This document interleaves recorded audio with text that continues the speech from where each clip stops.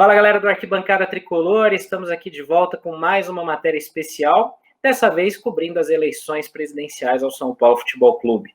Como nós viemos fazendo ao longo da nossa história, ao longo desses 12 anos, não poderíamos ficar de fora dessa eleição importantíssima aí para os rumos futuros do São Paulo, e aqui a gente vai bater um papo com o Roberto Natel, candidato à presidência do São Paulo Futebol Clube, para a gente conhecer um pouco mais aí dos detalhes, plano de governo, quais as ações aí que ele pretende fazer com o São Paulo Futebol Clube, caso seja eleito. Roberto, queria agradecer mais uma vez em nome da equipe do Arquibancada Tricolor, em nome da nossa audiência, dos nossos leitores. Obrigado por ter aceito o nosso convite e vamos bater um papo aí sobre o São Paulo. Eu que agradeço vocês pela oportunidade, estou aqui para poder tirar a dúvida de vocês. É um grande prazer estar presente aqui. Ótimo, vamos. Então, Roberto, queria começar aqui pedindo que você se apresentasse. A gente tem uma torcida gigantesca, né? A audiência do Arquibancada também consegue abranger muita gente.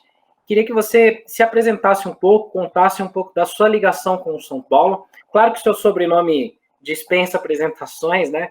Mas se você puder contar um pouco da sua história com o São Paulo, sua ligação, e como que você chegou até esse ponto para se candidatar como presidente do São Paulo, por favor. Ok. Eu comecei em 2001 com o Marcelo Portugal Gouveia. O Marcelo Portugal Gouveia me convidou para ser assessor do Esportes Amadores, eu aceitei, e de lá para cá eu venho fazendo um caminho contrário de muitos conselheiros, eu fui conhecendo a instituição, então eu passei como adjunto do DEA, depois eu virei diretor de esportes amador, depois eu virei diretor de obras, virei homem da comissão de ingressos, da comissão de shows, aí eu virei vice-presidente social, virei vice-presidente administrativo financeiro, voltei a ser diretor do DEA, voltei a ser vice-presidente social e depois, nos últimos 3 anos, eu virei vice-presidente geral. Eu fiz esse caminho para poder conhecer o São Paulo Futebol Clube, porque, acima de tudo, eu sou um torcedor como vocês. Qual que é a minha diferença em relação aos 18 milhões de São Paulinos aí que estão insatisfeitos? Eu estou tendo a oportunidade de tentar fazer a mudança, de colocar o São Paulo de volta no seu caminho. Então, eu nunca usei o meu nome, pelo contrário, eu quis que as pessoas conhecessem o Roberto Natel, por isso que eu comecei lá por baixo, para entender a instituição, entender como funciona o São Paulo Futebol Clube, e aí sim, a hora que eu vi que os últimos 2 presidentes não fizeram aquilo que os 18 milhões de São Paulinos estavam esperando, eu cheguei à conclusão que chegou o meu momento, porque eu não estava mais aguentando, e passei por todas as fases do São Paulo Futebol Clube. Então, isso me deu uma confiança muito grande, uma tranquilidade muito grande para concorrer à presidência do São Paulo Futebol Clube. Legal. E até aproveitando esse gancho, Roberto, você foi vice-presidente dessa gestão, né, do Leco.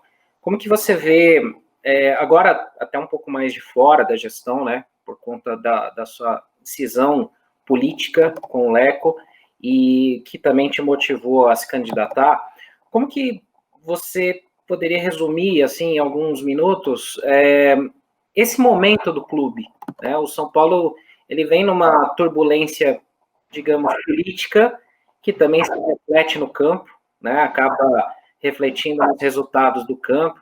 Como que você resumiria esse momento e até dando ênfase a essa motivação que você teve para se candidatar? Então, o que veio a motivação foi, eu fui vice-presidente do Carlos Miguel Aidar, né? Naquele momento, o Carlos Miguel começou a ter algumas atitudes que eu não concordava, mas naquele momento eu era convidado, porque o estatuto era outro, então o vice-presidente era convidado pelo presidente para exercer o cargo de vice-presidente. Agradeci o Carlos Miguel naquele momento, falei que eu ia sair porque eu ia combatê-lo, porque ele não estava fazendo aquilo que todos nós estávamos esperando que ele fizesse, e pedi demissão, e a partir daquele momento eu comecei a combatê-lo. A minha surpresa é que quando eu pedi a demissão, quem correu para ser vice-presidente foi o meu concorrente hoje à presidência, o Júlio Casares. Então, naquele momento eu vi que ele não estava defendendo a instituição, mas sim estava olhando o dele, né? Então, eu comecei a combatê-lo, né, o Carlos Miguel, nós derrubamos o Carlos Miguel, e mostrou que eu tinha razão, porque ele acabou saindo da presidência, né, acabou tendo que sair da presidência. Já com o Leco foi diferente, porque eu fui eleito, o estatuto mudou e o vice-presidente foi eleito junto com o presidente. Então, eu tenho que honrar os votos que eu recebi da presidência no dia da eleição. E é isso que eu tenho feito. Porque eu, sendo vice-presidente, estando lá na ativa, eu tenho muito mais força de combater as coisas que eu acho que estavam erradas, porque eu faço parte do conselho de administração, né, por ser o vice-presidente, então você acaba tendo mais força. Só que a minha separação com o Leco já foi logo no início, porque no primeiro momento o presidente Leco chamou 2 conselheiros para serem remunerados.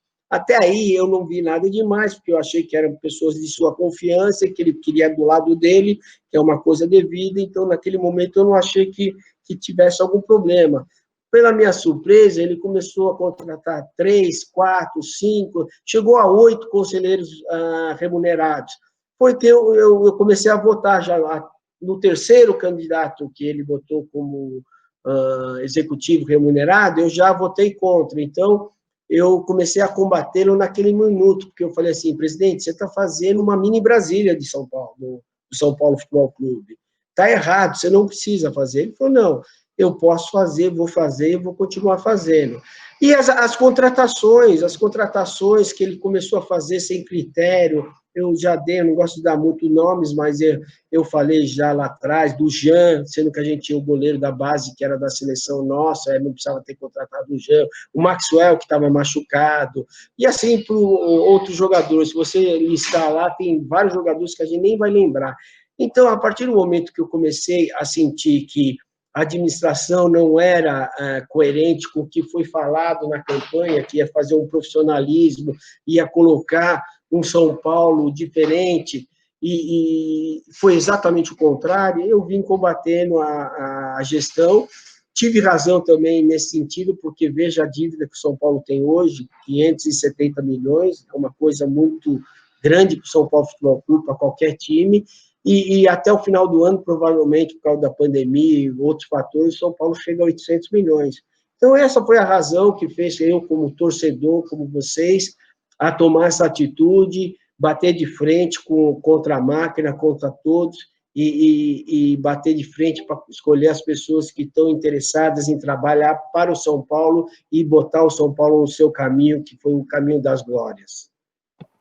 Legal. A gente até separou alguns pontos, Roberto, porque acho que tanto você como o Júlio já devem estar cansados de repetir, né, de tantas entrevistas que vocês fizeram, mas são pontos importantes que, assim, nossos torcedores, leitores, enfim, todo mundo quer muito entender, quer saber como que isso pode ser corrigido, né? Você comentou já alguns deles aqui que eu vou voltar até a citar, né? Começando por essa questão da dívida, né? Realmente as dívidas do São Paulo têm assustado cada vez mais os torcedores. A gente vê que o São Paulo é um dos clubes que mais arrecada, né? Existe alguma noção, algum conhecimento do potencial de faturamento real do clube? Porque, por exemplo, existe a receita que a gente sabe que o São Paulo ganha, né? Contratos de TV, eventual receita variável como bilheterias, né? Sócio-torcedor ou marketing que deveriam ajudar um pouco mais, até muito mais, mas hoje existe uma noção de potencial de faturamento e qual que é a sua principal ideia ou plano de ação para amenizar essas dívidas do São Paulo que estão crescendo bastante? Então, a principal dela é tomar conhecimento de todas as contas que o São Paulo tem, de toda a dívida, quando você assumir, e ter uma equipe de crise, que a gente vai criar essa equipe de crise, junto com o diretor financeiro, que é um diretor financeiro do ramo, que tem meritocracia e que está acostumado a lidar com essa situação. Então, o primeiro fator é você conhecer como você vai pagar suas dívidas. Então, você vai ter que pegar a dívida a curto, médio e longo prazo. O que me dá tranquilidade de ser candidato e enfrentar essa dificuldade que nós vamos ter, porque o São Paulo é muito forte, o São Paulo é grande demais, e você olhar o São Paulo hoje, ele está tudo em baixa, o marketing está em baixa, o sócio-torcedor está em baixa, vários setores estão em baixa, então a tendência do São Paulo, você colocando profissionais e pessoas com meritocracia em cada área, a tendência de você é subir esse faturamento, assim, muito, muito mesmo, porque o São Paulo tem uma força gigantesca. A partir do momento que você também mostra para toda a nação são paulina e para todo o mercado que você veio com a transparência, com a responsabilidade, você veio para mostrar que você vai administrar da forma que todas as pessoas querem, não só os torcedores, mas o mercado, você vai ter esse ganho e vai mudar a situação do São Paulo. Outro fator também que eu venho falar, que a gente vai ter muita coerência, é o seguinte: São Paulo contratou demais e muito mal, vendeu garotos que a gente acabou nem tendo jogando, assim, jogou 2, 3 partidas, já foi embora do São Paulo Futebol Clube, acabou vendendo por um valor que poderia ter vendido por um valor muito maior, e acabou trazendo jogadores acima de 28, 29 anos, e que você não vai conseguir depois conseguir o dinheiro que você conseguiria com esse garoto, se esse garoto tivesse ficado e feito história no São Paulo Futebol Clube. Então, nós vamos ter, sim, essa responsabilidade, aquilo que eu falei, pegar o futebol de São Paulo, usar a base, usar os jogadores de experiência que nós temos com o contrato já aí, e fazer um futebol forte com o que nós temos, mas sempre usando o critério de que gastar menos do que arrecada, e só contratar se realmente for necessário, quando eu falo se realmente for necessário, se você não tiver esse jogador na base correspondente, aí sim você vai procurar, mas você vai procurar com critério, tendo a base salarial já determinado. E o que eu fiz para você ter essa tranquilidade, para os 18 milhões de São Paulo ter essa tranquilidade? Eu convidei o Marco Aurélio Cunha, que é um homem do mercado, que é um homem que tem o conhecimento do futebol, que é um profissional, então ele vem sim para fazer essa modificação, e um fator muito eu tenho falado para todas as minhas entrevistas é que o Marco Aurélio vai cuidar da cadeia inteira, ele vai cuidar do profissional e da base, porque hoje o São Paulo tem o diretor profissional e o diretor da base, não, o diretor vai ser o Marco Aurélio que vai cuidar de toda a cadeia. Então, vou aproximar a Cotia da Barra Funda. Então, isso vai fazer com que exista uma engrenagem entre o técnico do principal com o técnico da base, e a gente começa a modificar e fazer um São Paulo forte com os nossos garotos. Você tocou num ponto importante, Roberto, quando você fala, vinculando a questão da dívida, né, das dívidas de conhecimento dessas informações, de transparência, né? Um ponto que a gente comenta bastante aqui no Arquibancada é justamente, acho que nessa linha. Existe a questão da transparência, claro, de balanços que o São Paulo publica, que ele divulga, né, para o público, mas existem alguns pontos que, por exemplo, para nós que estamos de fora, como torcedores somente, fica uma visão um pouco obscura ou um pouco deturpada de como que são os critérios para a nomeação de alguns cargos. Por exemplo, você comentou de forma importante o diretor financeiro, né? Tem que ser alguém de mercado, alguém que tenha uma experiência e tudo.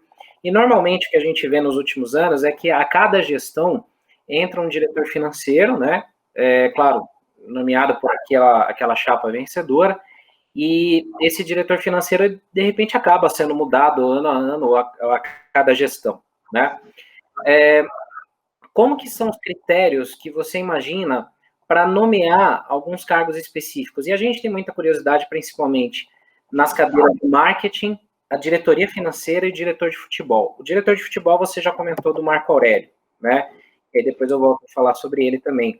Mas, especialmente para marketing e diretoria financeira, como que você enxerga, como que você propõe a nomeação desses cargos e como que você enxerga essa questão de um diretor ser remunerado ou não, ser um abnegado, como normalmente se diz assim no futebol?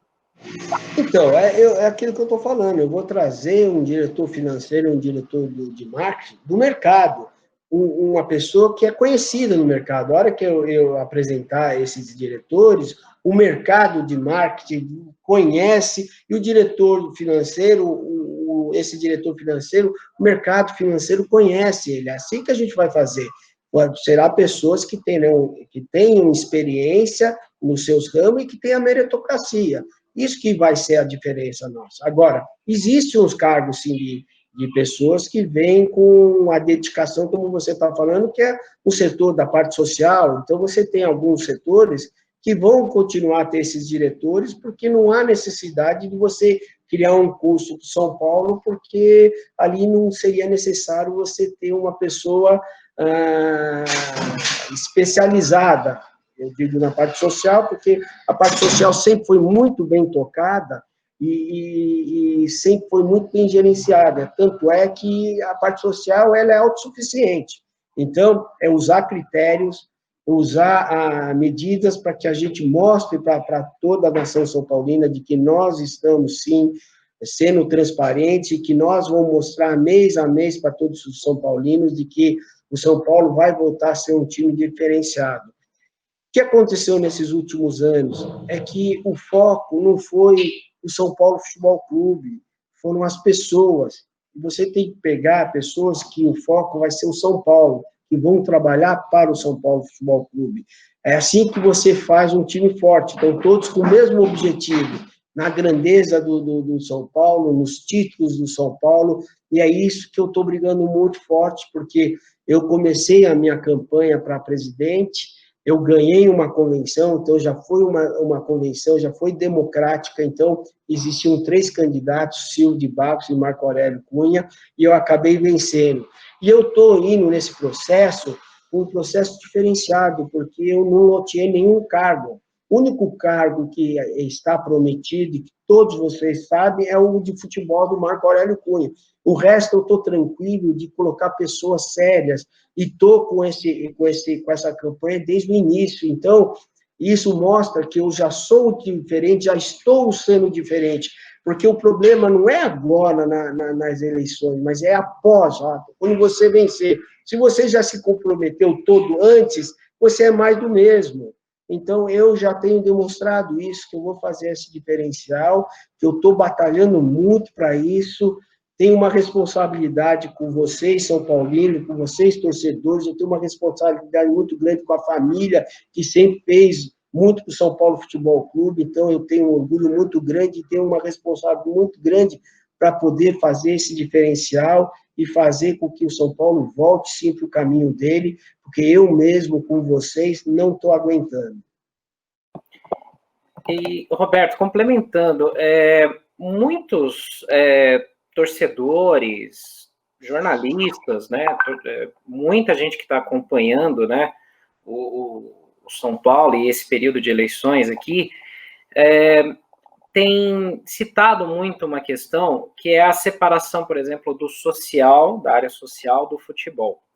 Quando você menciona que existem algumas funções, alguns departamentos que hoje, por exemplo, talvez não necessitariam de cargos remunerados, levanta-se sempre uma questão de como que um colaborador abnegado, de novo eu vou usar essa palavra, né, como se fala bastante, né, como que um colaborador abnegado ele conseguiria se dedicar totalmente para aquela função, e também como que ele poderia ser cobrado por resultados, porque, claro, em vários setores do mercado, quando você tem colaboradores, é natural que você não tenha o mesmo tipo de cobrança, né, o mesmo nível de exigência de cobrança. Você pretende trabalhar os indicadores de performance para esses cargos, porque, por exemplo, como torcedor, nós gostaríamos muito de entender até como que é cobrado um diretor que ele tem o seu trabalho, ele tem as suas obrigações fora do São Paulo, e ele dedica algumas horas do dia, e muitos, claro, fazem isso por serem são paulinos, por gostarem do clube, mas muitas vezes não são adequadamente alocados para o cargo certo. Por exemplo, isso sem entrar no mérito das pessoas, sim, claro, de forma alguma. Mas muitas vezes nós já vimos pessoas que eram da área de saúde tocando uma área de marketing, de uma área de tecnologia tocando uma área de finanças, por exemplo. Como evitar que isso aconteça? Se você explorar um pouco mais essa questão do critério, quais cargos seriam remunerados ou não, e como seriam cobrados esses colaboradores que não são remunerados? Então, é porque você precisa entender, quando eu falo assim desses colaboradores, é tipo diretor de atletismo, ele é um adjunto de atletismo, ele é um apaixonado, ele está lá no dia a dia do São Paulo Futebol Clube, então ele quer o melhor para o setor dele de atletismo. O diretor de basquete social. Então, se você for querer remunerar todos esses fatores, o São Paulo acaba pagando só salário. Ali não, são pessoas que se dedicam, que amam o São Paulo Futebol Clube e amam aquele setor. Então, é muito fácil você ter essa tranquilidade, porque ele está apostando, ele está brigando para aquela área dele tenha resultado, que ele possa fazer o máximo. Aonde vai ser o nosso diferencial com relação a hoje?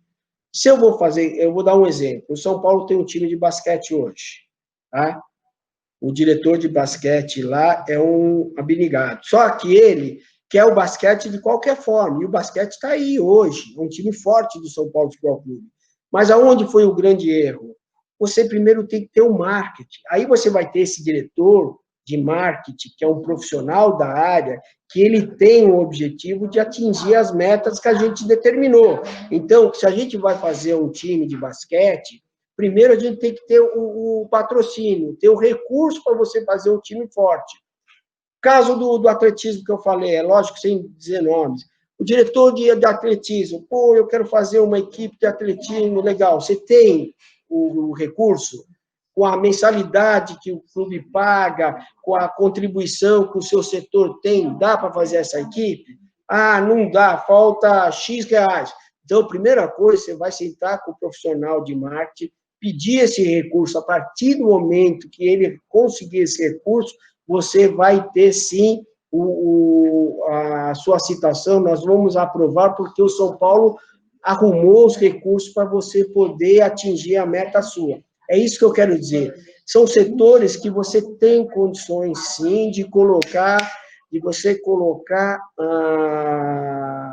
pessoas sem ser profissionais. Agora, marketing, financeiro, jurídico, TI, esses setores aí, você tem obrigação de ser profissionais.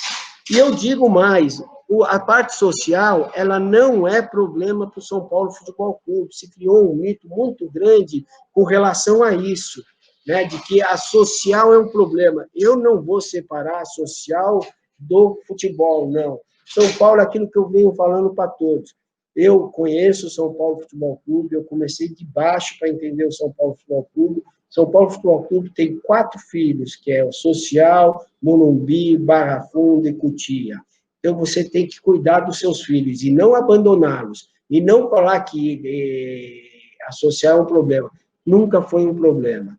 Criou-se um mito ultimamente nesse sentido, que eu vou mostrar para todos que isso aí é uma falácia. O social, como você comentou, ele se mantém, ele hoje é autossuficiente, né?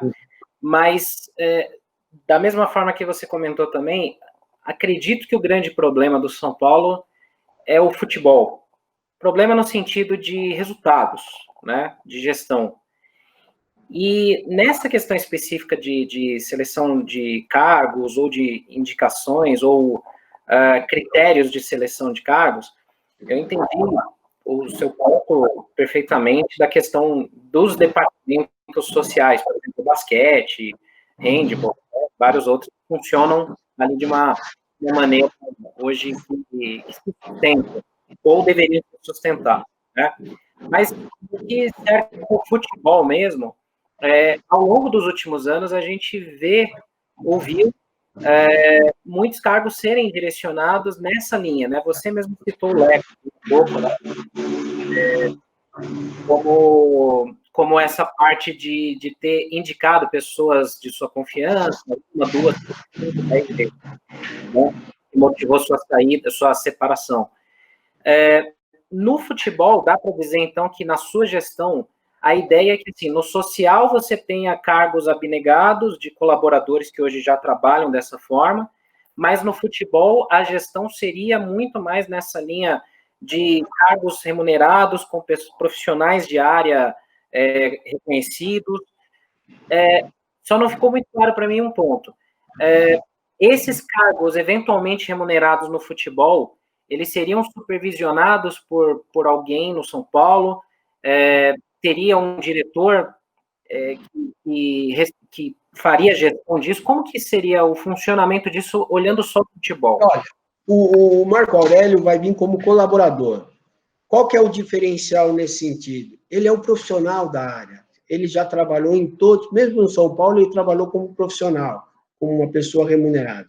Nesse momento, ele não quer ser remunerado, mas ele é um profissional da área. Ele, Marco Aurélio, vai cuidar disso, ele vai escolher o gerente que ele tem que botar profissional, ele vai escolher o diretor adjunto, profissional que ele escolher. Então, o Marco Aurélio vai cuidar dessa cadeia. Então, você vai ter a tranquilidade de que serão profissionais que vão estar tocando o futebol do São Paulo. Hoje mesmo, o São Paulo está sendo tocado por profissionais, pelo Raí, pelo Lugano, né? Até mesmo pelo Passo, que é um profissional da área ali, né? Então, você tem um diretor lá que não é remunerado, que é o Chapecó, mas ele está lá mais para olhar, orientar, mas os diretores mesmo remunerados, que vê o dia a dia do futebol com relação à contratação ou não, é o Raí, e o Raí é um profissional ali da área. Qual que foi o grande problema do São Paulo Futebol Clube nesses últimos anos? É que, na minha opinião, o presidente quis ser diretor de futebol, que não vai ser o meu caso, é o que eu venho falando para todos. Eu me preparei para ser presidente, então eu vou colocar uma pessoa competente na diretoria de futebol e vou cobrá-lo. Marco Aurélio sabe disso, nós já estamos alinhados nesse sentido.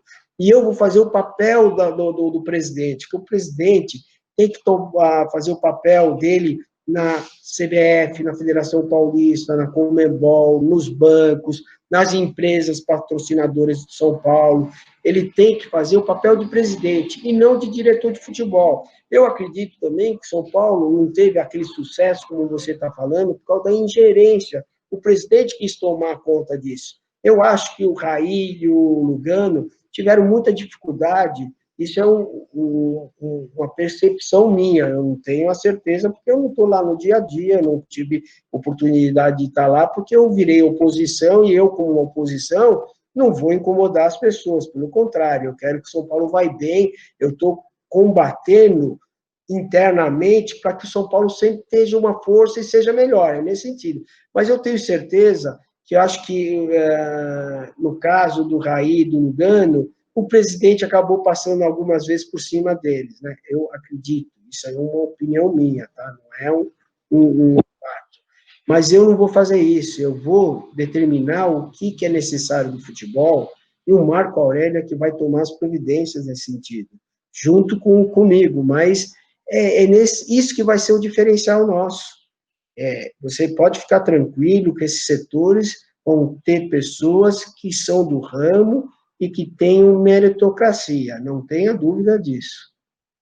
Roberto, mas aí, nesse caso, complementando até, não existe um risco no dia a dia, por exemplo, de um colaborador, ou um conselheiro, ou um diretor abnegado, que seja, qualquer que seja a pessoa, eu não falo especificamente do caso do Marco Aurélio no departamento de futebol, né, que é o único cargo já definido, né, no seu plano. Mas, por exemplo, em outras cadeiras, em outras gestões, quando você tem um cargo remunerado de alguém do mercado, por exemplo, que aí você tem uma possibilidade de cobrar resultados, né? Você tem como exigir algo em troca. E se no mesmo departamento você tem um outro colaborador que tem uma hierarquia ou superior ou equivalente, não pode haver um conflito de interesses ou de ideias, porque, por exemplo, Numa área de futebol, quando você tem um treinador e um coordenador de futebol que pensam diferente, você acaba tendo conflitos no dia a dia, que é natural, acontece, né? Isso pode ter risco em alguns cargos, por exemplo, se já vai ter um diretor remunerado, um cargo remunerado,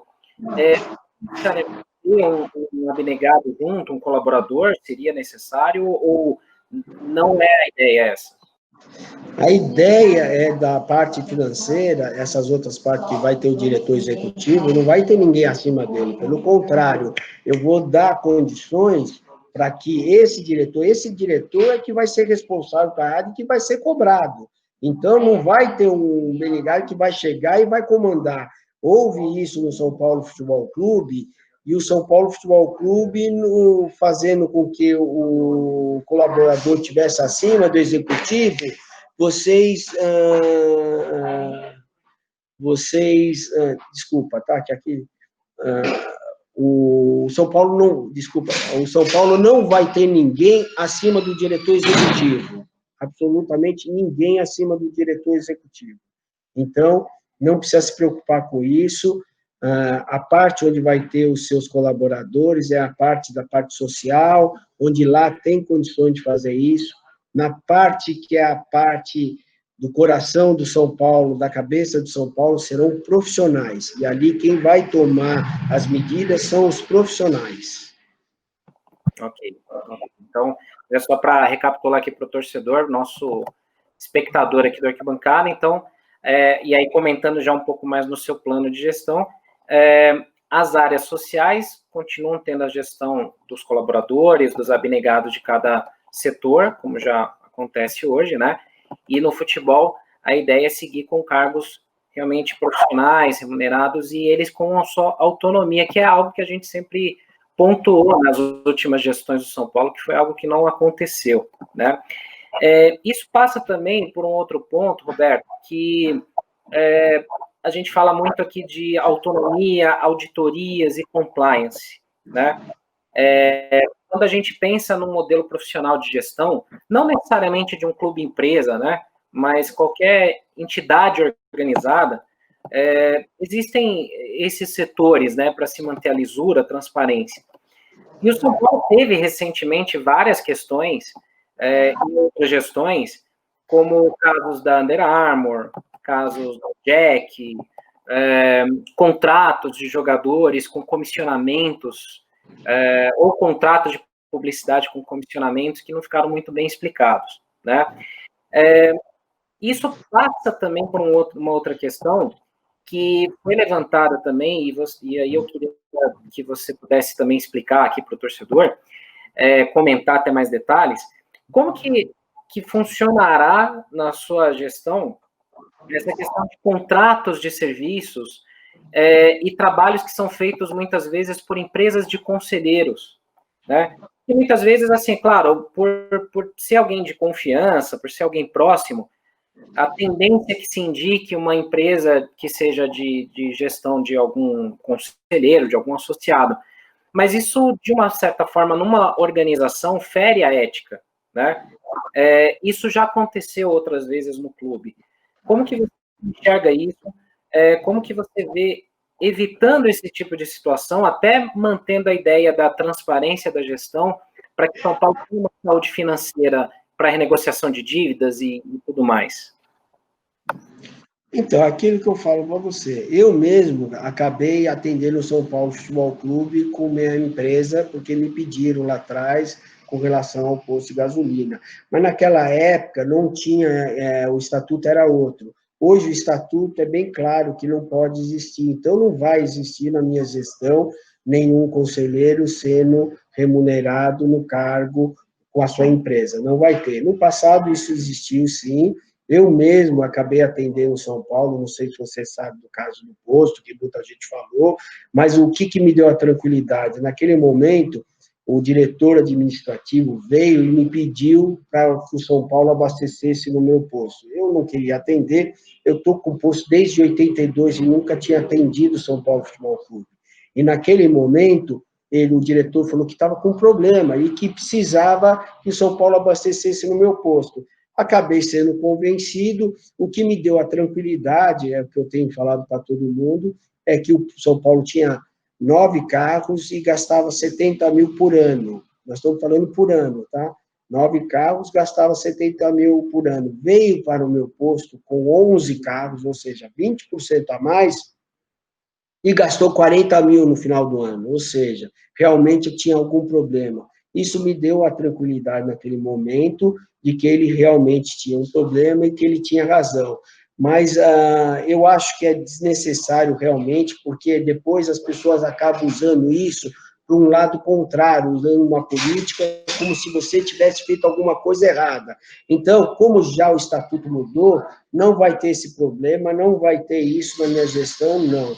Nós vamos procurar, sim, empresas que não tenham relação nenhuma com o conselheiro, né, nenhuma mesmo. Então, eu tenho essa tranquilidade de dizer para você que o estatuto já, com a mudança do estatuto, isso já foi proibido. Então, podem ficar tranquilos quanto a isso. Agora, no passado existiu, sim, isso, mas isso aí era uma coisa normal. Não era que estava se beneficiando. Eu quero te dizer o que eu quero dizer com isso. Se você abrir uma empresa em São Paulo, está errado. Se você já está no mercado há 50 anos, mexe com isso, aí a empresa sua é competitiva e o pessoal veio e você ganhou, eu não via nada demais, mas lá atrás, quando o estatuto era outro. Com o estatuto novo, isso não vai acontecer. Não vai ter hipótese nenhuma. Nós seremos muito transparentes na gestão. Nós vamos mostrar para o torcedor, para os conselheiros, quando o São Paulo contratar um jogador, vai exatamente os números que a forma como foi feito. Não vão pagar essas comissões absurdas, como você mesmo falou, que isso aí é um absurdo, foi uma das coisas que eu venho combatendo na gestão inteira. Então, tem que colocar pessoas que querem ver o São Paulo crescer, que nem os grandes São Paulinos do passado. Nós temos Morumbi, nós temos Barra Funda, nós temos Cotia, por causa desses grandes São Paulinos que trabalharam para o São Paulo Futebol Clube.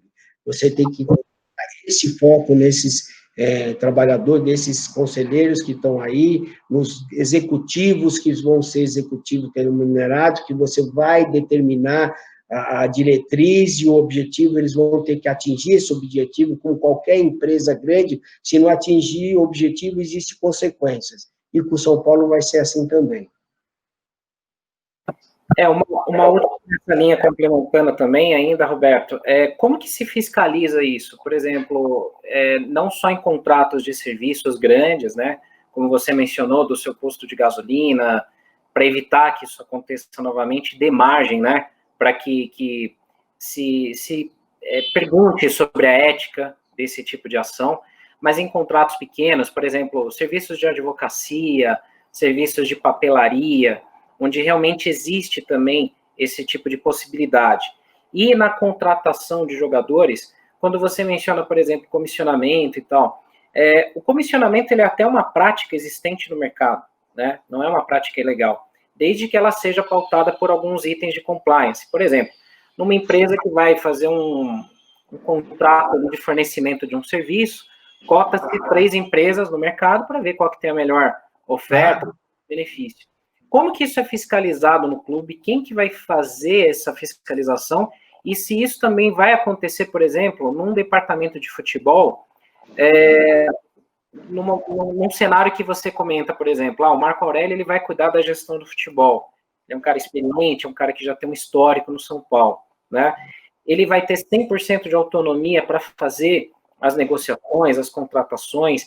Como que o clube, a entidade, né, São Paulo Futebol Clube, e o presidente do São Paulo vai orientar ou fiscalizar esses tipos de contratos, tanto no futebol como nesses serviços de menor porte, por assim dizer? Como que seria a ideia? Você tem pessoas profissionais na área, né, de compras, pessoas que estão lá para fazer a concorrência, para tirar todas as dúvidas. Então, se houver alguma coisa errada, você vai mandar essa pessoa embora. Então, como qualquer outra empresa. Já no caso do futebol, você não tem condições de fazer isso, porque você não tem como fazer uma cotação. Um jogador é diferente do outro. você tem sim uma base, o Marco Aurélio vai cuidar inteirinho da parte do futebol, mas junto com o presidente. Então, nós vamos ter um patamar de salário, um patamar de contratação, nós não vamos pagar comissões absurdas como foram pagas, compra e venda, não. A gente vai ser coerente mesmo. Eu dou um exemplo, o São Paulo gastou em torno de 60 milhões de comissionamento e o Flamengo, se não me engano, gastou em torno de 6 milhões. Então, alguma coisa estava errada. Então, é de você ter pessoas sérias, no lugar certo, e fazer aquilo que todo mundo está esperando, você mostrar que você está sendo transparente. Já em firmas de pequeno porte, existe sim o setor de compras, e se houver alguma coisa errada no setor de compras, a pessoa responsável vai ser demitida. Então, não tenha dúvida nenhuma que nós vamos ser muito transparentes e vamos ficar muito de olho nesse sentido. E aí uma outra curiosidade, assim, até para a gente poder transicionar para outro assunto, né?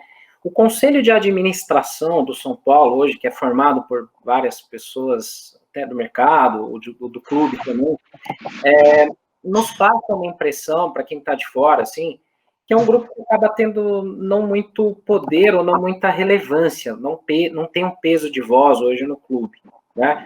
Como que você, como presidente, imagina o trabalho com essa comissão, com esse conselho, ele que é sempre o contraponto, né, também formados por pessoas de oposição à gestão atual, no Leco, né, a gestão que vai ser eleita.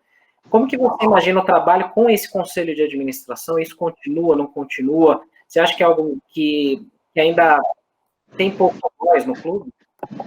Então, foi a primeira gestão que teve o conselho de administração, precisa ser mudado, sim. Eu acho que o presidente não deveria fazer parte do conselho de administração. Hoje, quem comanda, quem é o presidente desse conselho, é o próprio presidente da diretoria, então não bate muito com o que é o que se tem que ser feito. Então, qual que vai ser a minha diferença? Porque nessa gestão, o futebol não precisava ir para o conselho de administração. E iriam outros contratos. Os contratos de futebol, que é 80% das despesas do São Paulo, você acabava tendo ciência depois de tudo que já tinha sido acontecido. Tá? Então, na minha gestão, eu vou fazer o contrário, eu vou dar autonomia para esse conselho, eu vou fazer com que esse conselho determine o que eles gostariam de ter na pauta da reunião do conselho de administração, para você mostrar a transparência já a partir desse momento. Eu não vou fazer com que o conselho de administração seja um protetor do presidente, pelo contrário, eu vou fazer com que esse conselho tenha, sim, condições de questionar, porque o próprio presidente quer que isso aconteça. O próprio presidente tem interesse que esse conselho de administração tenha força.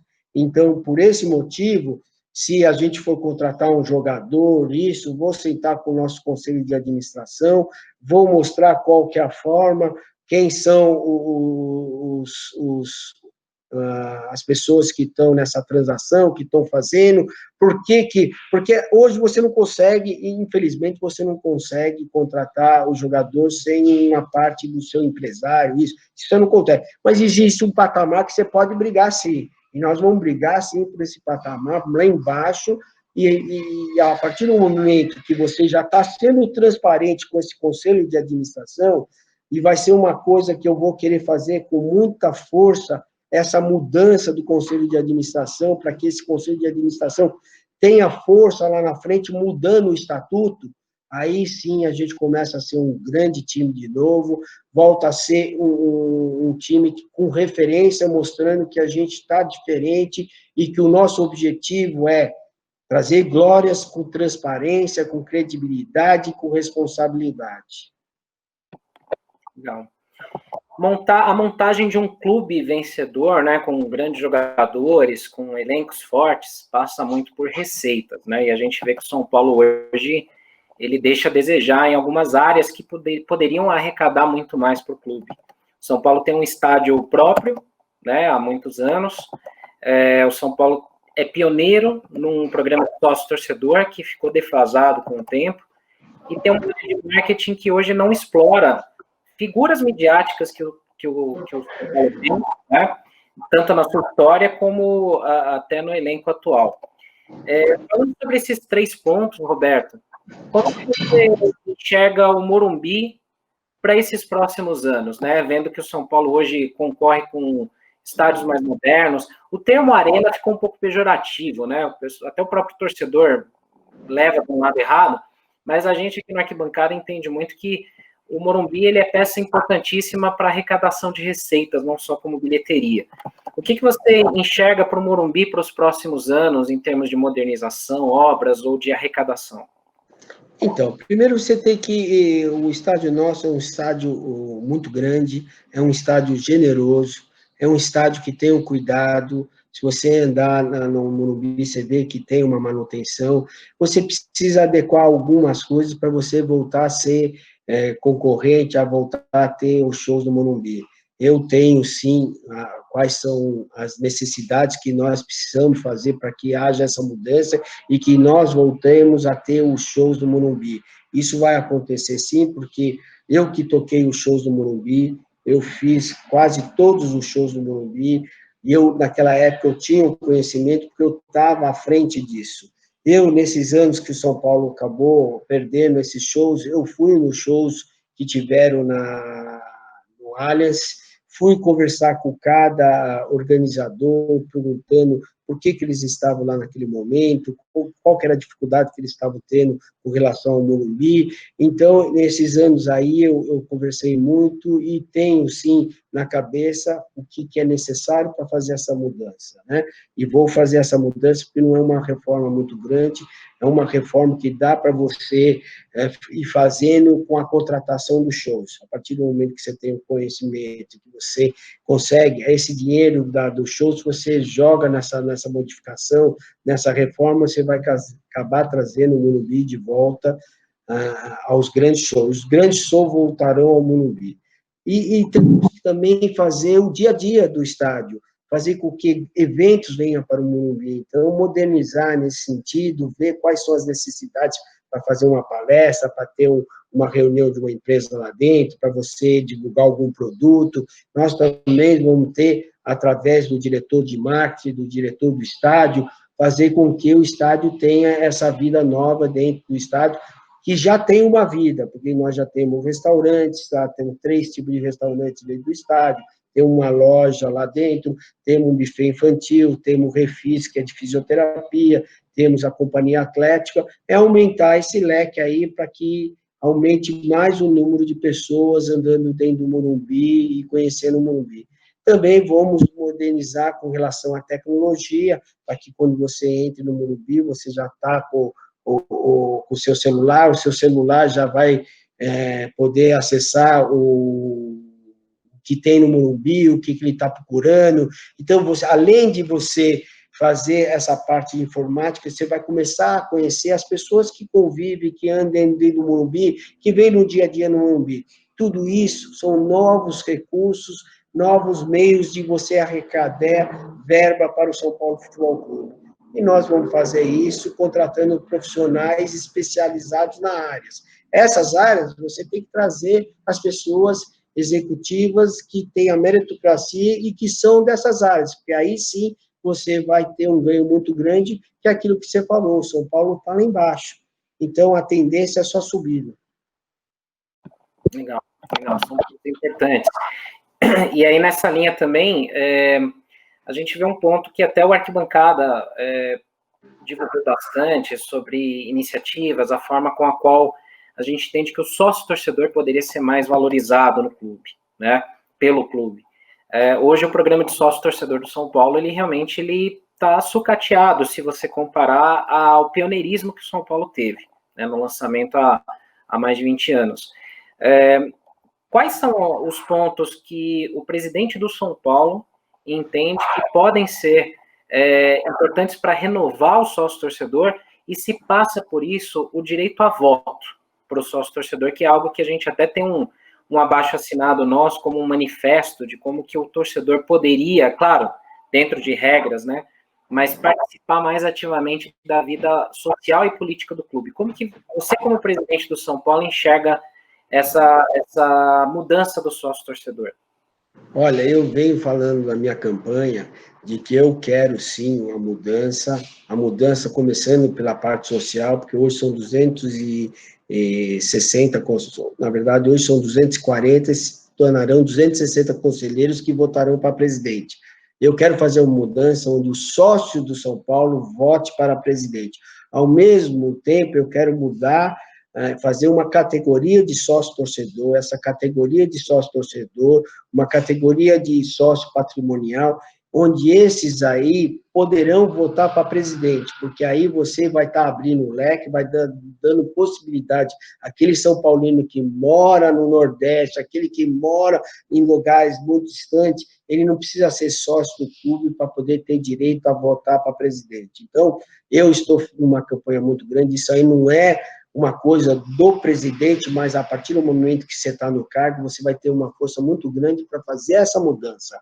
Então, o meu objetivo, eu tenho falado em todas as minhas entrevistas, de que eu quero fazer essa mudança, sim, concordo com vocês todos, tem que ter, e contem comigo para trabalhar muito forte para que haja essa mudança. Já com relação ao sócio-torcedor, nós temos que sejam atrativos. Aquele que está lá longe no Nordeste, aquele que está lá no Sul, aquele que está em Porto Alegre, quer que São Paulino, e que ele quer ter o dia a dia de São Paulo, você criar categorias de sócio-torcedor, onde ele vai estar mais próximo, ele vai estar se sentindo que ele está dentro do São Paulo Futebol Clube, porque aquela categoria de sócio-torcedor vai possibilitar que ele esteja presente, que ele saiba das coisas antecipadamente, e, ao mesmo tempo, o São Paulo conheça esses torcedores, porque esse é o diferencial de você ter um patrocínio forte, é mostrar o que você tem do seu sócio-torcedor, porque nós temos 18 milhões de São Paulinos, mas você conhecer cada um deles, o que ele gosta, se ele compra carro todo ano, se ele gosta de ir para o shopping todo final de semana, se ele gasta, se ele vai no supermercado, se ele compra um produto, você conhecer esse sócio-torcedor. Então, você tendo esse banco de dados, você com certeza vai ter um diferencial, um poder muito maior para negociar um patrocínio da camisa, trazer um patrocínio para dentro do estádio, para todos esses setores. Então, eu vou contratar uma empresa especializada no sócio-torcedor, para que a gente mude, porque o nosso sócio-torcedor está que nem o marketing, que é em tudo em São Paulo, está embaixo. Vou criar categorias, onde essas categorias vão fazer com que o sócio-torcedor tenha interesse em ser sócio-torcedor, aquele que quer votar para presidente vai ter a categoria para poder votar na presidente, criar uma categoria, porque o São Paulo tem estádio, então, uma categoria onde você já paga o sócio-torcedor e tem direito ao ingresso, que nem tem lá no Allianz. Então, nós vamos fazer essas mudanças sim, e o torcedor vai ficar muito contente com a nossa gestão. Legal, Roberto. Bom, para a nossa reta final, até para não estourar o tempo que a gente combinou, né, para a nossa agenda e tudo mais, a gente separou aqui uma pergunta final para os dois candidatos, né, para você e também para o Júlio Casares, eu vou fazer de outra forma, mas comentando um ponto específico que a gente pensou, pegou ali do plano de governo de cada um, para que o candidato oposto possa posicionar suas ideias ou um comentário, né? Na questão do plano de governo de gestão, né, do Casares, existe um ponto que até levantou alguma repercussão na mídia nas últimas semanas, que era a possibilidade de se solicitar um percentual adicional de equivalente a 5% ou algo do tipo, para novos patrocinadores, para novos contratos de patrocínio, onde esse 5%, esse percentual, fosse direcionado ao social do clube, né? Como que você vê essa possibilidade? Que você enxerga essa proposta? Se ela é viável ou não, ou que ela poderia gerar de negativa ou positiva opinião do próprio conselho, dos sócios do São Paulo e da torcida? Isso é mentira, isso não vai acontecer nunca. Como que você tem uma dívida de 800 milhões, você vai pegar um pedaço do patrocínio e jogar na social? Está mentindo para o sócio, está mentindo para todo mundo. Isso aí não condiz com a realidade. Você tem que ser transparente com o sócio, com o torcedor. São Paulo tem uma grande dificuldade no caminho, que é essa dívida. Não tem essa possibilidade, não. Você tem que, sim, arrumar recursos da social que venha da social. Aquele exemplo que eu te dei. Se você quer fazer um time de atletismo, vamos procurar um patrocínio equivalente que queira patrocinar o atletismo, e não pegar patrocínio que é para o futebol, que é para você acertar as contas do São Paulo e repassar para o social. Está errado e não é verdadeiro. Isso aí me parece, quando você fala de 5%, parece Petrobras, parece Correio, parece essas coisas todas que teve por aí. Não existe essa possibilidade. Eu sou muito transparente, nós vamos focar muito fortemente nas dívidas e fazer um time forte com o que a gente tem e mostrar para vocês, São Paulinos, para vocês, sócios, de que nós estamos sendo transparentes, estamos sendo responsáveis, porque nós vamos usar critérios. Ou seja, o primeiro critério é gastar menos do que arrecada. Esse é o primeiro dele. E não tem essa coisa de falácia que vai passar para o social para ganhar voto, não. É mentira e as pessoas vão ver lá na frente que isso não tem possibilidade nenhuma, tá? Sou totalmente contrário a isso. Ok, Roberto. Bom, já na nossa reta final, queria mais uma vez aí agradecer a sua disponibilidade de agenda para atender o Arquibancada Tricolor, para poder explicar um pouco, comentar um pouco das suas ideias, do seu plano de gestão para o São Paulo, num momento importante aí da nossa história, e te peço para deixar uma mensagem final aqui para todos que acompanham o Arquibancada, todos os torcedores, milhões de torcedores, não só no Brasil, mas no mundo todo, que o que ele pode esperar do Roberto Natel como presidente do São Paulo? Você pode esperar aquilo que você deseja do São Paulo Futebol Clube. Eu sou um torcedor como você, que não estava mais aguentando. A grande diferença minha é que eu estou tendo a possibilidade de combater o que vem acontecendo com o São Paulo, de fazer aquilo que os 18 milhões de São Paulinos estão querendo do São Paulo Futebol Clube. Estou focado em trazer de volta nossas glórias, eu estou focado em fazer um time forte, mas nunca com mentira, nunca trazendo ex-atletas para fazer campanha, ou artista, nada disso. Eu quero que vocês entendam o seguinte, o Roberto está aqui para fazer o diferencial, o Roberto está aqui para ser muito claro com vocês, muito transparente com vocês e muito responsável. Então, eu tenho, sim, uma obrigação com vocês, São Paulinos, com a família, e vou fazer acontecer. Não tenha dúvida que o Roberto, estando na presidência, ele conhece todos os caminhos do São Paulo Futebol Clube e vai fazer, sim, o São Paulo a ser o diferente, vai voltar a ter glórias e vai, sim, fazer com que o São Paulo esteja no topo da tabela, se Deus quiser. Ótimo. Roberto, muito obrigado mais uma vez, em nome de toda a equipe aqui do Arquibancada. Espero que seja uma eleição boa para ambos, no sentido de que ambos consigam concorrer da forma mais justa, limpa possível, e que o melhor aconteça para o São Paulo. E, vencendo você, a mesma coisa que eu comento aqui depois para o Júlio, vencendo qualquer um dos dois, gostaríamos de depois entrevistá-los aí após a eleição novamente. Então, em nome da equipe do Arquibancada, obrigado mais uma vez, um grande abraço. Eu que agradeço, tenho certeza, se eu virar presidente, que vou virar presidente, nós teremos outras entrevistas juntos, sim, será um grande prazer poder atendê-los, tá? Muito obrigado mesmo. Ótimo, muito obrigado. E você, torcedor do Arquibancada, acompanhando aqui na íntegra essa entrevista aqui no nosso YouTube, já se inscreve aqui, deixa o like, acompanhe todas as nossas mídias sociais e nossos canais, mais outros detalhes, trechos e repercussão dessa entrevista com Roberto Natel, candidato à presidência do São Paulo. Ok? Saudações tricolores, até a próxima.